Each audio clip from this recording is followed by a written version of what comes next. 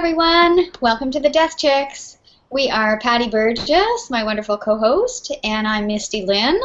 Patty is with doingdeathdifferently.com, or teaching transitions for the corporate world, and my website is Bittersweet Blessing. What we're here to do is to talk about death, dying, grief, and loss. And as the Death Chicks, we bring light to this topic. We're not making light of death, but we are making death lighter. And we're not here to say that losing someone isn't difficult. Grieving is difficult, especially if it's a young person or if it's unexpected. But what we are saying is that loss is a part of life, and it's not something we can get away from. At some point, each of us is going to be faced with this. Our goal is to have the conversations around death, dying, grief, and loss become commonplace. Become something that you can bring up at the kitchen table.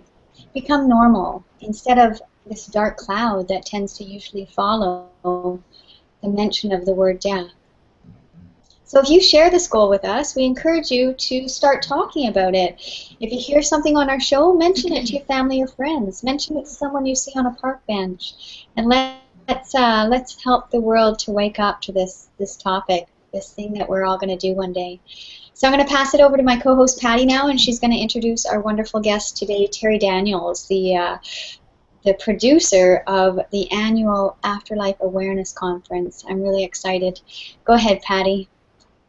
All right, thanks so much. And before we get to the afterlife, which we're all going to get to in one way or another, I want to certainly introduce Terri and share with you the amazing kind of insights that this woman has, not only from her studies, but also from her personal experience. So, Terri, let me give you a proper introduction here.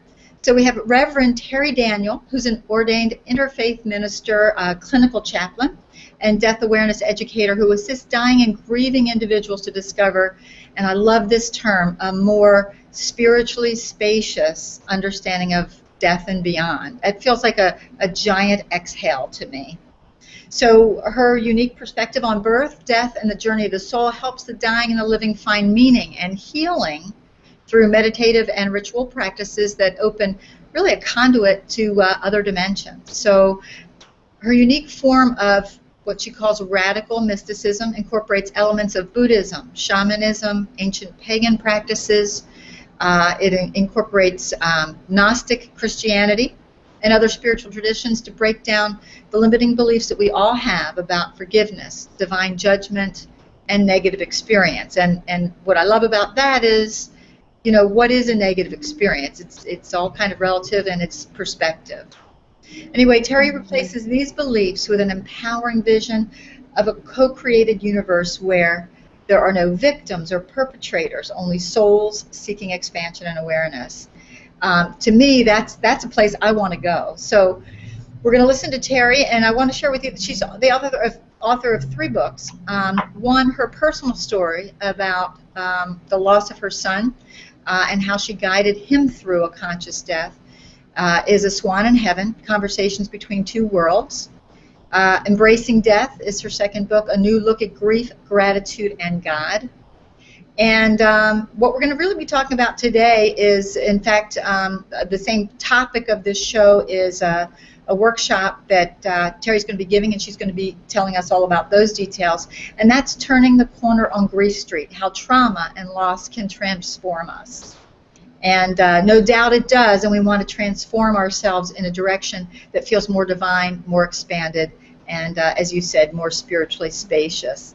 And as Misty said, she's also the founder of the Afterlife Awareness Conference, where many, many people gather, many names you've heard of. I think last year I saw, I think it was Arnita Morjani and Evan Alexander, and all those people that are now coming out to talk about their experiences, having been there and back. So anyway, welcome, Terri. Thanks so much for being here, and come on and say hello. Hi, you did a great job with that introduction. Really beautiful. Thank you. Oh, good. Thanks. Well, there's a lot to share, and really I could go on. You could be silent for the rest of the hour as I talk about some of your accomplishments and what you've delved into. And to me, you have not only the as I said, the education, but the personal experience. And it's kind of like, you know, when you go to a dentist and you want to understand what it's going to be like, do you want to ask the dentist what it's like to drill a teeth, or do you want to ask the person who had a tooth drilled? You know what I mean? There's a whole different perspective there. And you have that perspective of a personal loss. And perhaps you can share a little bit about that to kind of head us to how you even got started in this work. But then also I want to talk a little bit about, you know, what the obstacles we're all going to face when it comes to death and dying in terms of how we think about it. Mm-hmm. Okay, So, well, oh, sorry. Yeah, no, I was going to say, if you wanted to start with your personal story so people understand how, in part, you came to this. Well, I was always a mystical, spiritual person since I was a kid, and I was reading books about comparative religion from my father's bookshelf when I was 12, and I read the Tibetan Book of the Dead when I was 19. So somehow I was led to this way before I ever had a really profound loss, and that loss was my son. He died when he was 16, and that was, it'll be 9 years next week, actually. Wow. And he was severely disabled, so I went through the caregiving experience and preparation for his death, which is a very different experience than losing someone suddenly or unexpectedly. Absolutely. But in that process, I did a lot of spiritual work. I had a wonderful teacher who guided me, who was a channeler, and really introduced me to the idea of a conduit between this realm and others. And when I became attuned to working with that conduit, I realized that my son wasn't going anywhere, that he was just going to be continuing to exist in another form, in another dimension. So I really trained myself to understand those other dimensions before and after his death, continuing still now to do that.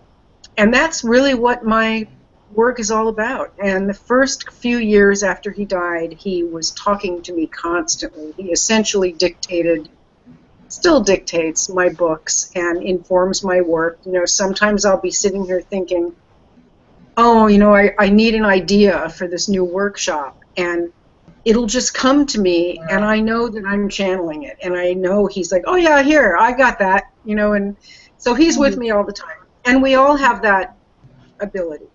Well, so that's, go ahead. No, I was going to say, I think that's a good point. I was just going to say, you know, it seems like when we hear other people having this ability, it's something that we want, but it's a matter of tuning in and staying with it and practice, I would expect, yes?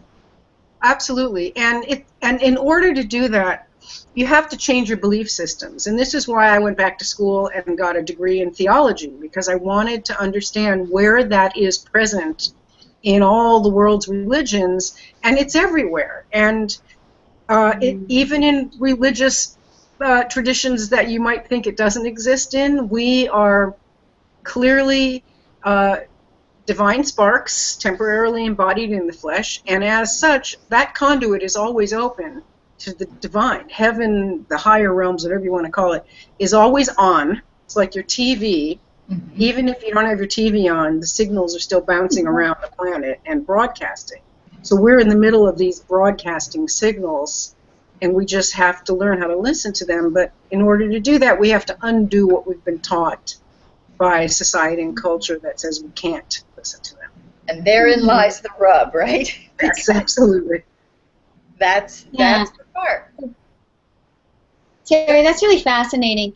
Can you speak a bit more about undoing that, and how maybe how some of us who've been brought up in the Christian tradition, which is the predominant religion of North America, how you can kind of step over that invisible boundary maybe, and how we can open ourselves up to having these experiences? Well, let's talk about the Christian tradition in particular, because that's what we encounter most. My first suggestion would be to read and study some of the amazing research that's out there about the historical origins of the religion and the historical Jesus and how the Bible was written. Once you start looking at the academic and historical perspective on this, the superstitious and devotional perspective and mythical perspective kind of falls away, and you start recognizing that those stories are mythical, and they're there to impart a certain kind of wisdom, but they're not literal. So the first thing you would do is unhook from the literalness. And you can do that through classes and reading, and I do a lot of processes in my workshop for that exact purpose. Do you find the people that are drawn to your workshop are folks that are a little bit more esoteric and seekers in nature, or do you find maybe ex-Christians or Catholics who are, or some would call themselves recovering, who are drawn to your work, or is it a big kind of conglomeration? It depends on what aspect of my work you're talking about. And I just came back from the Kripalu Yoga Center doing a workshop this weekend, and everybody there was a seeker, and everybody there was open, and nobody was struggling with recovery. But Right. in other environments, I will get some recovering religious fundamental, maybe not fundamentalist, but they're struggling in the sense that, I'll give you an example. One woman I've worked with, her child died, and she struggles with, she feels like God took her son away to punish her for having an abortion when she was in college. Gosh, yeah, very tough. Very So tough. those are the kind of struggles that I encounter. And even though she knows in her rational mind that that doesn't make sense, she's been told that God works that way all her life. She's 48 years old. She has a lot of work to do to let go of that. So interesting when you think about belief systems, which the more work we all do, we understand that belief systems are really a pattern of thought that hardens into a kind of a pathway over time, and then creates this cascade of chemicals that keeps us in that same mode. So I do honor and acknowledge the deep the pain and how hard it can be for someone who is trying to get to the other side of that. And it's wonderful that you can assist with folks who are finding that kind of tough. I've really learned that theology is important in this. I can't just walk into an audience and say, yeah, you can talk to dead people, you can channel, without first looking underneath the theologies that they carry with them. I had no idea it was so important until Right. I went to theology school. Wonderful.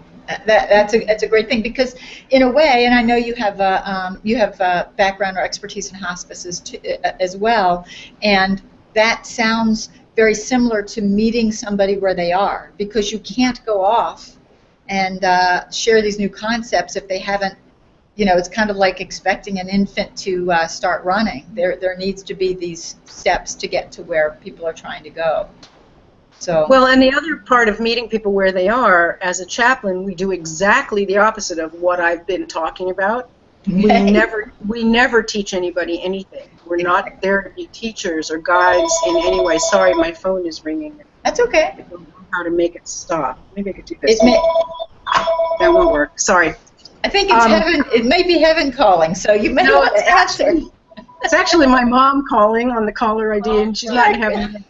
I'm so sorry. It's going to announce. That's so funny, because as soon as you got a call, I got a call too. That's why. I mean, mine's on vibrate, but it was like, okay, what's happening here? Terry's got those conduits open. Mine's a landline. I hope no one else calls. I'm sorry. Oh no. Okay.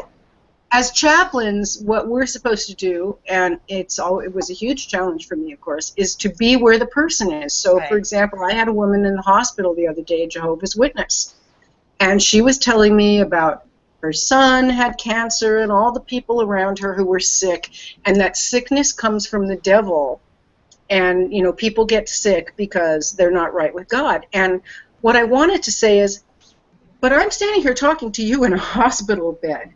You too are sick. So does that mean that you're just like your son and these other people you're telling me about who are not right with God? I mean, but of course, as a chaplain, I can't, challenge a question. So I just hold her hand and pray with her and do whatever she needs. I'm just there to give them what they need. It isn't about what I need. And that's, chaplaincy training is really powerful that way, because it takes your own thing and teaches you how to leave it outside. That's wonderful. drop it at the door, right? Yeah. Oh, that's great. So Terri, I'm wondering. So once you get beyond the, I think you call it a theological overhaul. What's the next step? What? So say people are beyond that and they're ready. What would you say is the next step for them in their journey to accepting? Well, there's the death acceptance movement, or we can frame it in many ways. We can call it many names. But what would you say is the next most important step to becoming okay with death and dying, with grief, with loss? Well, if we're just talking about death and dying and grief, it's one thing. If we're talking about communicating with other realms, it's another thing. So let's just start with the death and dying and grief part. Education is the key to anything. You know, if somebody, let's say somebody has an aging parent who's getting sick, and the person wants to prepare to deal with that death in the future. There's workshops on home funerals. There's books on death midwifery. Once the theological overhaul happens, and you realize that, you know, the person isn't going to go to hell and burn forever, and that heaven isn't pearly gates and streets of gold, then you can start putting new information into the empty space that you've just cleared out, getting rid of that stuff, and learn from the wonderful teachers that are out there, the people who are at the Afterlife Conference, you know, people that you've had on your show. There are great teachers out there to learn from. So we have a reading list that's on our website that we give to people, and a lot of the people who come into our website or our Facebook group are really new. They're newbies. They're just starting out. And it's really interesting to see the spectrum of where everyone is. That's so interesting. I know I've been very drawn. I don't feel like a newbie. I've been very drawn for my own reasons. But I can imagine with the death of, let's say, how it would shake someone's world with the death of a loved one, and now what their prior theological approach to how they think it would be is very, very different than what they're experiencing. And even though there may be that conflict, to me that sounds like where the term conscious grieving could actually that you talk about. You know, it's a place where even the discomfort may be acknowledged, and that to me feels conscious, and it is grieving. Can you talk a little bit more about what that is, or how you would define it? Well, one of the key things you want to do in grief counseling is help somebody find meaning in the event.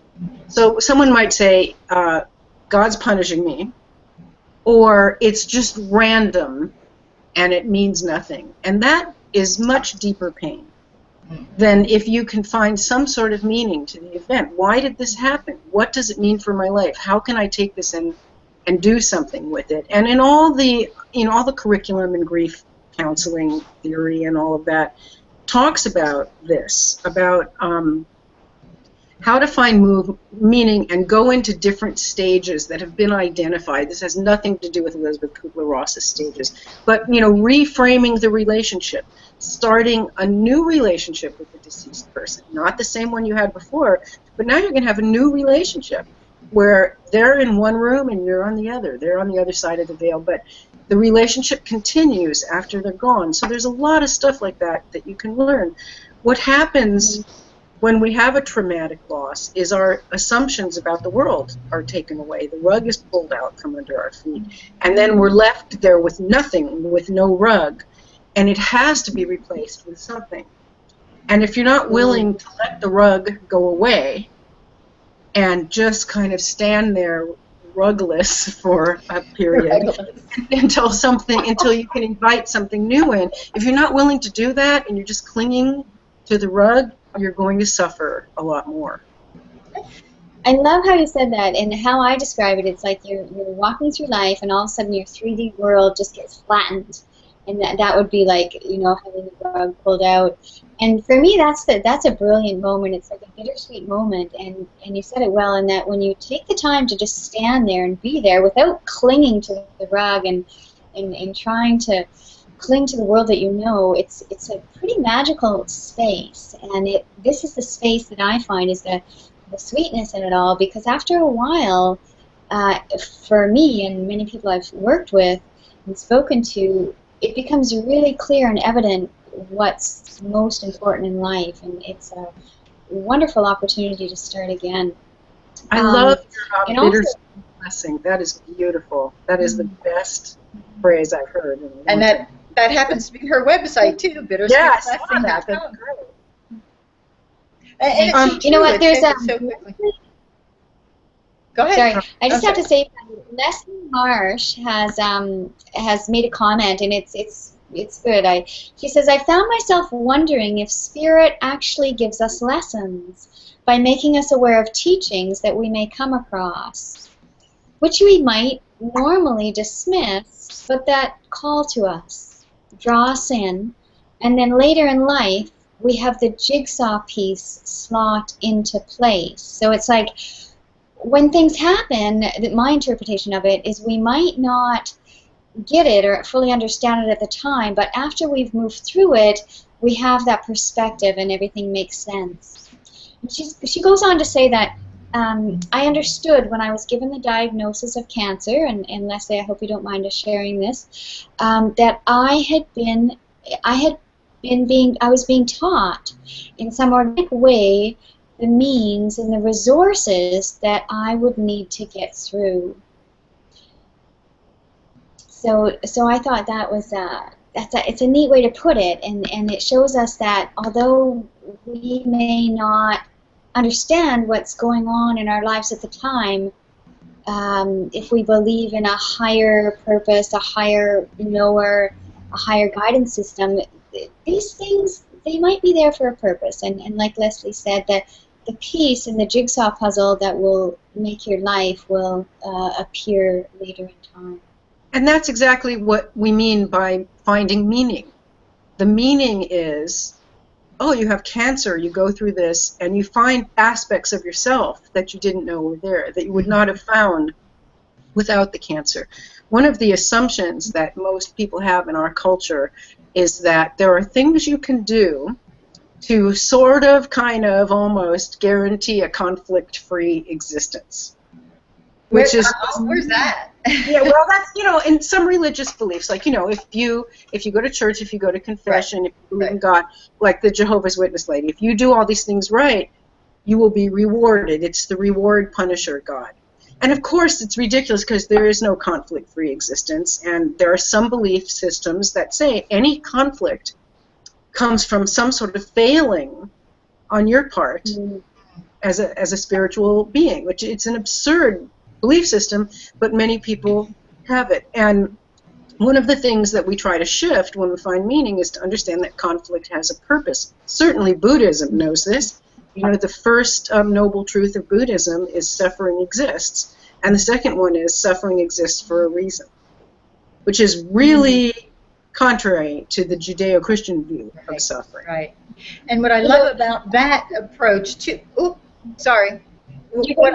what I love about that approach too in Buddhism, the first one says it exists, and the second one for a reason. It doesn't leave us hanging out there to continue to suffer.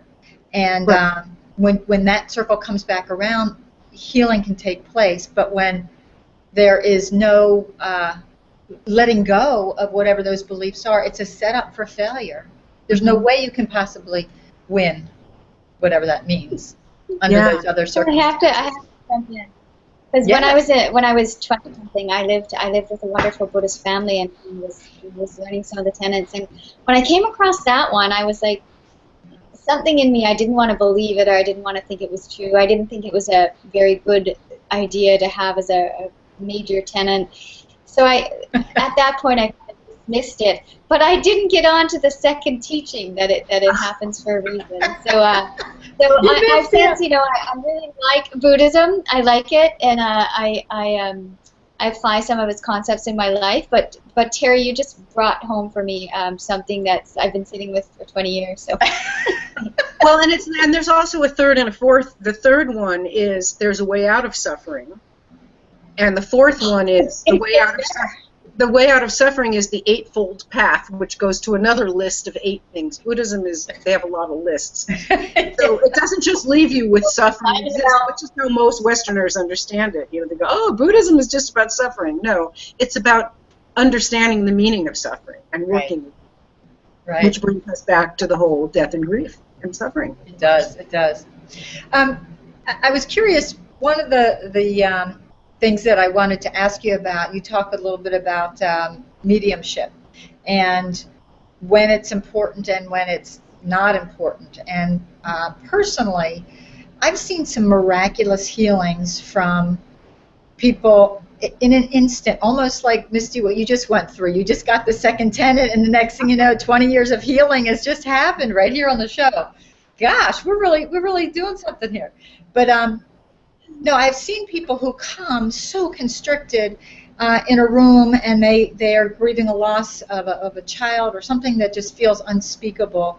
And the next thing you know, in an instant, someone has validated for them some true details, and everything changes for them. And it feels like such a hard road to get there, and so relieving. Like, why does it take us that long to possibly believe that this conduit exists and to work with it? Well, people are told that, you know, people are told that mediumship is evil and sinful from the Old Testament. And then the other piece is people are suspicious of mediums because there are and have been so many fakes out there. Yeah. So I hear that all the time, you know. And what we do at the Afterlife Conference is we screen and test all our mediums. It's not scientific, but anyone who's going to speak at our conference, we have them do sample readings for our board members. We have them do readings for other mediums. We really, you know, make that clear. The problem with mediums is that people get addicted to it and abuse it, and they use it as grief counseling. And you're right, it does provide healing. I see it all the time. Yeah. Somebody gets an evidential message, and that's key. And the evidential messages from the dead person, we call them dead people, is because they are. Because they are. The dead people will say, "Hey, Mom, remember when the dog ate your pen, and we had to take him to the vet and get his stomach cut open?" That's a piece of evidential information that medium could never have made that up. Right? And when people get that, their pain just melts away. Yeah. However, some people will keep going to mediums over and over again, several times a year, and just keep wanting more of that, because they're hoping that will really fix their pain, and it doesn't. It only fixes one little piece of it that says your dead person is not gone. They're still somewhere in the universe. But you still have to do the inner grief work and the meaning making and the theological overhaul and all that other stuff, which is what my workshop, Grief as a Mystical Journey, is all about, is doing that inner work, and mediumship is part of it, but not all of it. Yeah. Why don't you tell us a little bit more about that, and just what exactly that means, and what are some of the, what would someone expect if I went to your workshop? What should I expect? Well, I use a lot. A big part of the workshop is examining the theologically limiting beliefs, and then we use ceremony and ritual, which I learned from shamans, because grief lives in the body, so does everything, and so you need symbolism. So, like, let's say I decide to put all my pain in this cup, and I put some water, and I say, all my pain is in here, and I take it and I dump it outside. That is a meaningful ritual, because it's taking something that's internal and non-physical and putting it into physical form and moving it from point A here in my heart to point B outside, merging with the earth. Mm-hmm. That's all. It's very simple. And so ritual moves energy from one place to another, but most people don't really do that, so that's a big part of what we do in the workshop, is several different rituals like that. Perfect, perfect. And I think that's one of those things that the people that you have attending who are struggling with their beliefs, that may take a little bit longer for them to see that ritual as beneficial, I would expect. Well, I had a lady in my workshop this weekend And I was, in the introduction, I was saying, we're going to be doing these rituals. And she raised her hand and she said, well, what religions do these rituals come from? Because I'm Jewish. Okay. And it was kind of like, we're Jewish, we're not supposed to do other religions. And I said, it comes from all religions, because truly they're all the same, they're all one. So that made her feel comfortable. And there was even Hebrew stuff in there, because I bring all the different religions to the workshop. See, that's it's interesting because Patty, we're wanting to just jump into Terri's lap and hang on to her because there's so much good stuff, but we won't. Yeah. Go ahead, Misty. All right, I was just going to say a bit of resistance. Resistance is a really interesting thing, and especially if you're steeped with whatever it is you're steeped in growing up. It could be religion, it could be, a little belief your mother or father had, and often it's unconscious beliefs. But whenever I notice there's resistance to anything in life, for me, that's when the red flag comes up and it says, okay, learning opportunity here. And when you told that story about the Jewish woman, it was, that resistance came to her, she voiced it, and then she moved on. So when you have that resistance and you voice it, even to yourself or just kind of make it known, there's a real healing there. And that's what came up for me. But Patty, I want to hear what you have to say too.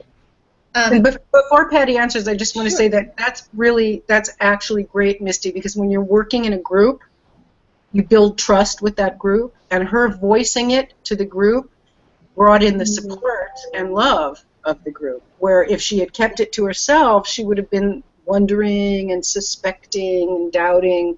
So bringing it out and sharing it, that's what's so important with group work. Sorry to interrupt. No.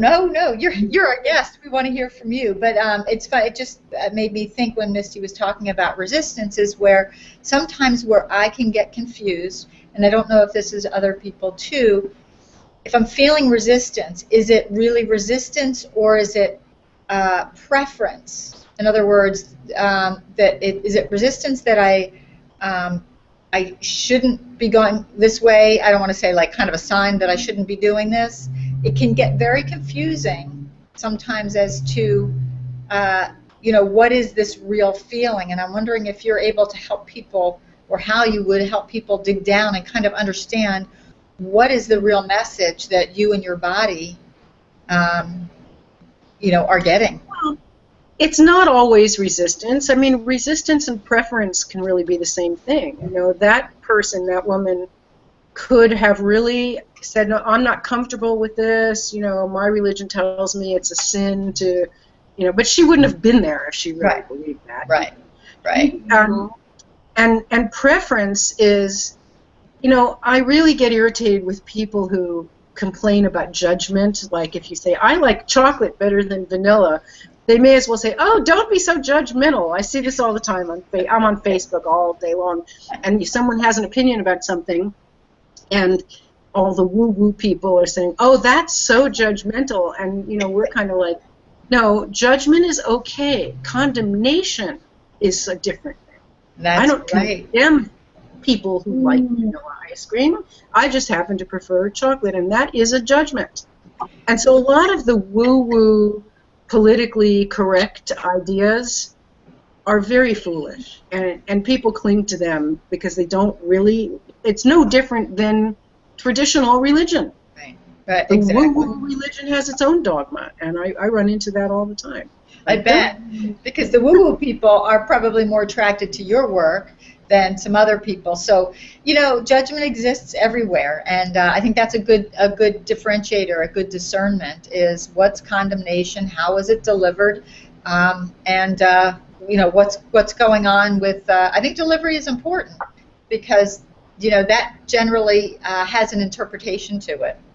Well, I've had people, we've had conversations. I have this Facebook group with 11,000 people. It's an Afterlife Facebook group. And I've had conversations on there where somebody says, I think it's terrible the way the hospitals, don't tell you the truth about death, and they just keep offering more chemo and more stuff. And somebody will write, that's so judgmental of you. People have a choice about if they want to live or die. And the other person writes, well, yeah, of course they have a choice. I'm not saying they shouldn't choose. I'm just saying what I think. then it turns into a whole Facebook Right. thing, you know. That Right. is. But I would like to give the website for the Afterlife Conference, if I Absolutely. can. Absolutely. Afterlifeconference.com. Afterlifeconference.com. Yeah. Yeah. And it's, you know, this is where everybody can go and meet people at all levels of understanding. And we have, you know, teachers who will speak to the very beginners, and teachers who will speak to people who've been on this path for 50 years, and everything in between. I am so looking forward to. I think doing my shameless promotion. Oh no, that's perfect. That's what we want you to do, because we want to get people connected. What happened? Are you there? I can hear you. Did we lose? Oh, everybody's still here. I can hear you, Terry. No, you kind of got lost. Anyway, I didn't hear what you said. Next one is what?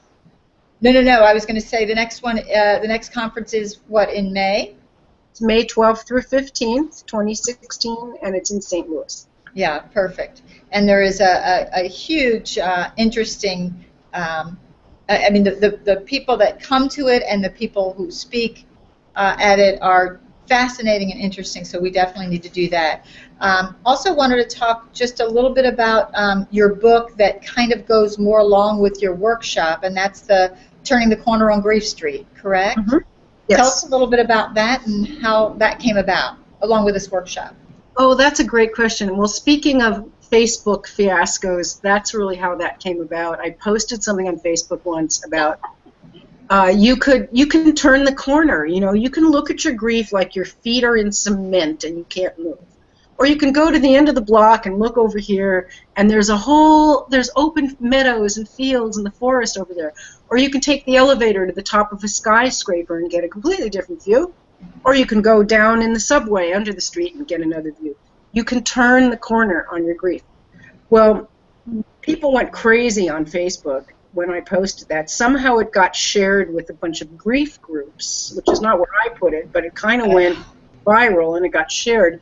And all these people I'd never heard of before were like screaming at me and saying, "Don't tell me I have to let go of my grief. I'll never let go of my grief until my dead child is returned to me." I mean, they actually said things like that. Right?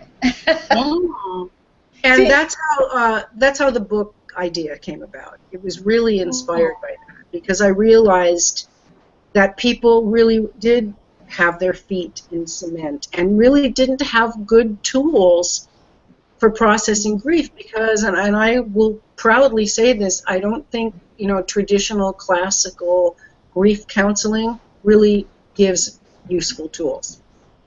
And grief groups, support groups, they're great. It's great to go to a support group and tell your story, but I've seen people in those groups that have been going for 20 years telling their story over and over again, and because they don't have anywhere to go from there.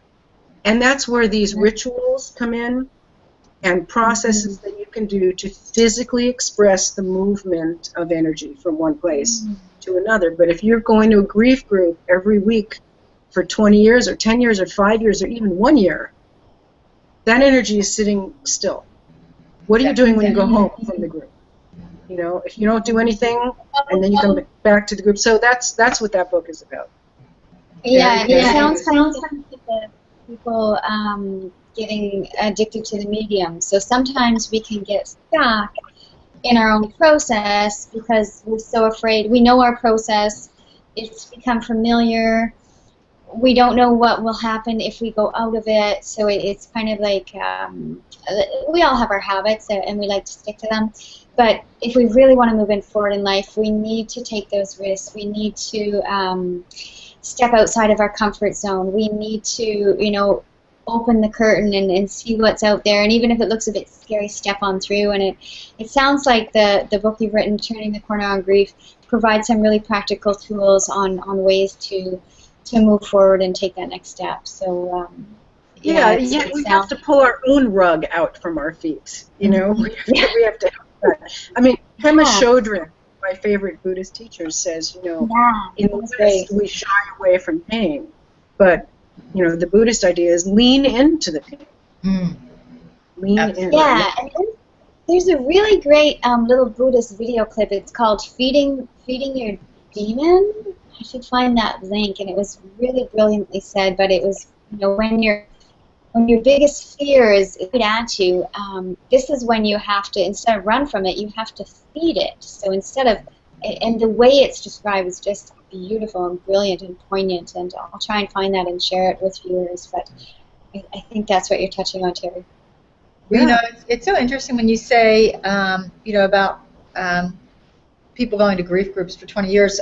I find some of the people that I've met who are in that scenario, they had one persona before the loss, and then this new persona almost gets them through every day. There's like such an investment and a secondary gain in this new person they've become, and it's almost too scary to move out of that new person, which is the grieving person, because people will support that. You know, generally, you know, or you could identify those people because usually within about 10 minutes of being with them, and I guess it is judgment, but it's not condemnation, because you'll be able to tell who those people are within, you know, 10 minutes or so, because that story comes out. Right, and, they become their story and their identity, and a good example of that is we have people at the conference where when they make their name badge, they write John Doe, grieving father. They do write that. Yeah, people wear that, you know, or they'll just say, you know, Susie's mom. And so it's fascinating when I see the people who would choose to put that on their badges, because it's like, you don't have an identity anymore. Your identity is grieving father or Susie's mom. Who are you? And they don't know who they are because they've been in that grief identity. And you made a really good point. You get a lot of support for that identity. You do. And so if you don't have an itch, why scratch it, right? So many people are not going to leave that environment. That's a really astute observation. And, you know, there are groups that I think really perpetrate keeping people in that identity. Yeah, yeah. Well, and if the group needs to perpetrate itself, then, you know, it makes sense. And I wouldn't expect that it's conscious. I think there's well-intended, intentioned people all the way along, but somewhere along the line, it keeps going in the same pattern, and unless we break a pattern, sort of, you know, pull that rug out, or make it a flying carpet. If it's not going to be underneath you, make it a flying carpet. And here's a wonderful, that's a great ritual visual right there. There's a meditation. The rug's been pulled out from under your feet. I mean, you could actually do this as a guided meditation. And then picture the rug is right here, hovering, waiting to fly away. Do something with that. You know, moving people out of that place is the reason I started the Afterlife Conference, because these grief groups, the toolbox gets empty really quick. Yeah. There's a few little things in there, and then there's nothing. And one of the things in the toolbox is mediumship and after-death communication, which a lot of these grief groups do not support or allow. Yes, that's what I've heard. Why? Is it because there's a certain structure that they've bought into? Why wouldn't they allow the open? I don't know. I mean, they explained it to me once as, this is their logic, at least it was 5 or 6 years ago when I asked them, is because the parents, this was for bereaved parents, because the parents who aren't getting messages from their dead children are going to feel left out and feel bad that other parents are. So we don't even want to open that door and talk about messages because we don't want one group of parents to feel left out. And so my argument to that, if I was coming there or any of the teachers that I know and support were coming to that conference, we would show those parents that they are getting messages. We're always getting messages. Everyone's got their little signs like the hummingbird outside the window or the pennies that they find. But there's one group in particular that I'm thinking of, and I'm not going to say their name, but I wanted to speak at their conference in 2009 or something, and this is what they told me. No, we don't allow this. It's upsetting. We don't allow this. Yeah, we don't allow any presentations on mediumship or after-death communication. It was their firm policy. That is why I started the Afterlife Conference, to create a place where that can be done. Wow. And now there's... And you know, it's similar to, I think, why we create Death Chicks, because there's such resistance. When I feel that whenever there's a big resistance to anything in the world, that's when we have to, you know, bring the hammer down and break it open and say, look, everyone, this is here. It's part of life. It's happening. You know, take down the walls. Take down the walls. So, that's thanks so much for being growth happens. You know, that's Yeah. So Terri, for those folks out there who might see this, who are listening, you having your own particular kind of unthinkable loss, and yet you had a fairly long period of time, or what we would say like a long trajectory for an illness with your son, did you not? Yes. So there was preparation. I heard you speak at one point about how you were able to not only prepare yourself, really tough, prepare your son, and now you have this amazing relationship on the other side of the veil, so to speak, if there is such a veil. It's not even the other side, it's just all right here. Yeah. How did you, without maybe being immersed in, I don't know, were you immersed in these tools at the time? Or? I actually was. I was. Okay. I had a mentor, a friend who was an amazing channeler who used to channel for me. She was kind of like my channeling therapist. And without her, I couldn't have gotten through it. You know, she brought me amazing messages from her guides, and they told me a lot about what my son's path was, Right. and my path, and they, you know, so that I was so blessed to have that. Most people don't. Right. So I really kind of had a head start. Plus, I had my own mystical perspective. Since I was 12 years old, I was a little mystic kid. So my experience was different than Right. the typical experience. You can't really compare it. And then the other thing people try to do is compare. People say to me, you know, like their child died by suicide, let's say. And they will say to me, I don't know what's worse, to watch your child be sick and decline for years and suffer, or to have them die suddenly. And it's pointless to make. There's no comparison. Right. You can't even have that conversation. Right. But we all do. We all think about that. And Right. you know, I think it's easier to have time to prepare than to come home one day and find your child dead. And other people think otherwise, and it's really kind of a pointless conversation because it is what it is, and it's terrible no matter what.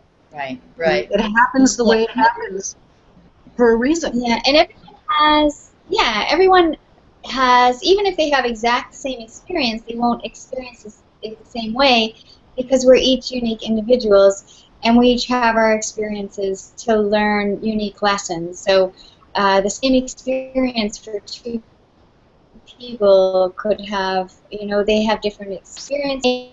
They take home, their lesson in that is different too. So that's why I love this show, because every story, every person we have on here, each has their unique story, and each story is just as rich as the others. And I love what you've done with your story, Terri. I mean, the Afterlife Awareness Conference is amazing, and these workshops that you do that I wish I lived closer and I'd scoot over and sit in on one. I'd love to have these, you know, open up to channeling or mediumship. I really do believe that we all have these capabilities, and I encourage anyone out there who's interested in exploring this more to go to Terri's site, the afterlifeconference.com, and to follow up with this, because it's out there for you. If you're ready, it's there. And if you're ready, it will come. Absolutely. I think that's the biggest takeaway, isn't it? Is that, you know, there you were ready for, you had this friend, you had all of these things come to you, but the key was that you were open to it. And as a little mystic kid, were you somebody that fit in, or did you find it a little odd to fit into your peer group? Well, I grew up in the 60s, you know. I graduated high school in 1970, so I was a hippie.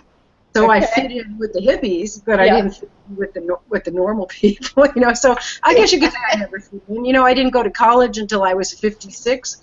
I hitchhiked around the country when I was in my 20s, so no, I never fit in, obviously. Oh, that's great. That's great. That's wonderful. Yeah, I was 74, so I think you were my brother's year. It's just so funny to think about those times and what's happened. You know, now I see a lot of ex-hippies who are really great business people with kind of a nice little edge. Well, because we're not ex-hippies. We'll always be hippies. That never goes away. We're old hippies. That's true. Put it that way. Old hippies, yeah. We're old hippies. I'm definitely, there's no question that I'm an old hippie. You know, that's so I great. proudly wear that badge. Beautiful, beautiful. Well, it looks like we're kind of getting closer to the top of the hour, and what we like to do is kind of go around and share a little bit about what everybody's what's coming up for everybody, and why don't you start, Misty, and then we'll end up with you for the bigger details on your workshop coming up. Okay. So go ahead, Miss. What's going on? Okay, so I realized that I think my link to my Overcoming Fear mini course was broken. So if you were trying to get that and you couldn't get it, you can try again now and everything's fixed. It's bittersweetblessing.com/overcoming fear mini course, and there's a hyphen between those. I'll go ahead and pop it in the Hangout chat box, and that's a great little mini course. You get an audio with it, you get some information, science-based information, and you also get kind of worksheets that take you through these steps. Where Terri says, you know, you go to her workshop and do the deeper work. These questions in this mini course will bring you deeper into yourself, so you can work on the releasing, and there is a releasing component in there. So that's what I have to share today. Wonderful. And so from Patty Burgess here at doingdeathdifferently.com, which is the site for individuals, we do have our training available for anybody who feels drawn to be with the dying, who is a personal caregiver, who may be a grief counselor, death doula, anybody who might find themselves working with folks at the end of life, or seniors or the elderly. We do have training there. Also, teachingtransitions.com is my site for training for hospices and also colleges and universities. I'm really excited about the colleges and universities because what we're now seeing is a rise in death classes, or all things death, when it comes to college campuses. And certainly the kind of taboo subject of it all tends to draw in younger kids, but I think it's a really wonderful opportunity for young folks to start getting comfortable at an age that I know I wasn't with you know, death, dying, grief, loss, mortality, because those losses mount up, so why not learn about it a little bit earlier? So take a look at either doingdeathdifferently.com, teachingtransitions.com, and see if there's anything there for you. And Terri, tell us all the details about the conference. Well, it's our 6th year, and we have had some pretty major people: Raymond Moody, Eben Alexander, Anita Morjani. We had John Holland as a medium last year. We have Suzanne Northrup every year. We're changing it a little this year and moving away from focusing so much on mediumship and going into deeper work. So we're doing in-depth 3-hour workshops. Wow. They're optional. One of our favorite new people is Jeff Black. He is a doctor, a physician, and a shaman. And so he's going to teach about how to bring mystical techniques into the clinical setting. Wow. We've got Dr. Sue Morter this year. I'm just trying to pull it out of my memory. Gary Melkin, who did the music for Graceful Passages, which is used in hospices. Yes. Just great stuff, you know, and it's all on afterlifeconference.com. And the grief workshop, the next one is in Santa Barbara, California. That's a nice place to do some grieving, I think. Yes, it is, on November 7th. And I'm doing that with Austin Wells, who's also a really awesome, amazing medium. And I was just going to say, the grief workshop has a different website. That is consciousgrieving.org. Okay, we have that. And you've got 3 websites: afterlifeconference.com, consciousgrieving.org, and danieldirect.net. So lots of great stuff. Wow, Terri. I think we hit it all, and any one of those tangents we could have really gone deeply, but we wanted to make sure that anybody that's watching this video gets to know you and gets to know what you've got to offer, because it's life-changing. And we're so appreciative. Thank you so much. And you guys are doing amazing work too. I'm so happy to see the teachings out there of, you know, death, midwifery, and helping people figure out how to get trained to work in hospice, and talking about the medical schools. I have 3 people in my family who graduated from medical school in the last 5 years, and they all told me that death care isn't even part of the curriculum. And it is palliative care is offered as a sort of elective. It's a clinical rotation that you can choose, but it's not required. This is probably not true in all medical schools, and I'm not an expert on this, but you know, one of the things we should all be working toward is educating doctors about end of life. Oh my gosh, that could be a whole nother show. We did have a doctor on here, 2 different doctors on here that were involved as hospice directors at one point in their career, and they were very different kind of doctors, and I think it is rare. That's one of the reasons why we're trying to talk to medical schools and have our training put in there. A really wonderful scenario happened. The whole reason I'm in this death space is because many years ago I traveled the path and the journey with a dear friend from diagnosis to death, and she had 3 young boys, ages 13, 11, and 9, and the youngest one just got back in touch with me. So 15 years later, he's 26 years old, and he's a medical student. He wanted to learn basically what, you know, from my perspective, what the death was like of his mother, and having seen him and remember him as this little tow-headed kid at the bedside, and how connected he was to his mom, and not getting it in the way that a young kid does, but I'm sure his spirit and soul did. Here he is off in medical school, and he is making death and dying his focus now. So, you know, a tragic scenario for this little guy who no one should lose their mom. No one should lose anybody if it's not, you know, like that, although, you know, I think there's some gifts when we do. He's talk about finding meaning. He's really transformed. Yeah, I mean, this is exactly what we're talking about. That mother, on a soul level, gave that gift to him so that he can give it to countless others as a doctor. There's the meaning he finds in his mother's death, and hopefully the other 2 have their own version of that. That's great. That's what we want. We want more like him. We do want more like him. And you never know where it's... I'm sorry, go ahead. I have to say, Patty, I love it too that, you know, this was such a huge part of your story, and this experience with your friend was really what brought you into this death space. And I think that this young man, now older man coming forward, for me, that really affirms, that's like one of those little signs that says you are in the right space, and you're meant to be doing this. So I think that's a great affirmation for you, and I hope, you feel the same. I do. I was so heart-touched when he got back in touch with me, and we've had some incredibly beautiful exchanges about his mom's death, what his perception was, what he was angry about, what he was sad about, things that many 26-year-olds are not examining or exploring. So, oh my gosh, it just, I felt like the whole world opened for me, that it was like, wow, there's another reason for doing this. I get a lot of reasons all the time, but boy, there's one more, and now, you know, that little soul goes out and does all this work. It can make me want to just go kind of blah on you. I don't know. No, it's so great. It's a great story. So, you know what was coming to mind for me? To be a blithering idiot. What's that? I said, I feel so good I could just die. Yeah. I love that expression.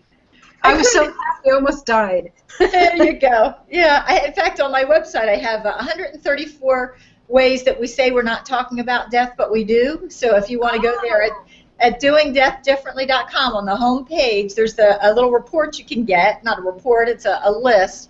And I really challenge people to add their own. But it's 134 like idioms about death that are out there. I could have died. I can't even think of them all now, but there's 134 there, so go grab them. I'm definitely going to look for that. I'm going to make a note of that right now. That's great.